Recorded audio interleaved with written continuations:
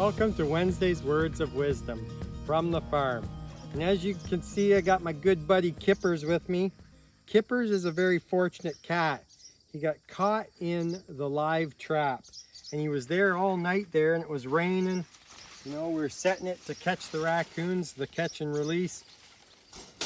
You know, I came into the patch and I heard this faint little whimper, this little cry, and I just started to follow that little whimper, and I find that Kipper's caught in the trap. I'm like, Kipper, buddy, I'm gonna free you, bud. You know, I think there's all kinds of voices we can hear.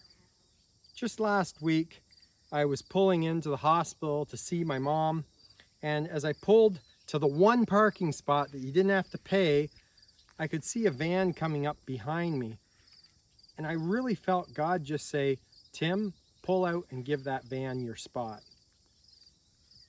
So I did, and I did a U-ey, and I'm like, I'll go fine. As I pulled by the van, I looked and I knew the person, and I waved and I put my window down. I said, hey, I just felt I was to give that spot up to you.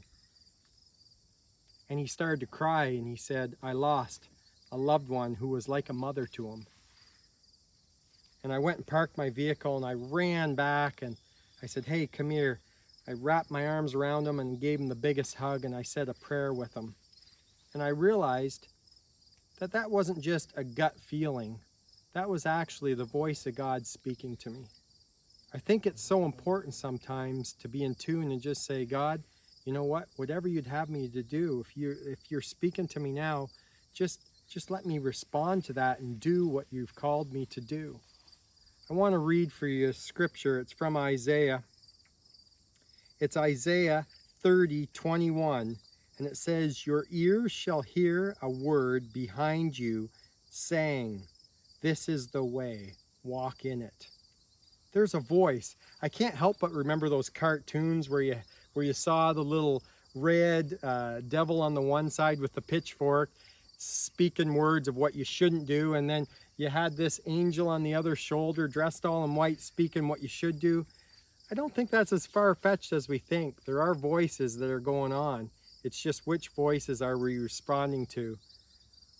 You know, that same hospital, in that same hallway, just one room away from where I'm visiting her now, I remember I felt to go visit someone. I was driving through Petrolia, and I was just overwhelmed that I had to go visit this person. I knew they weren't doing well.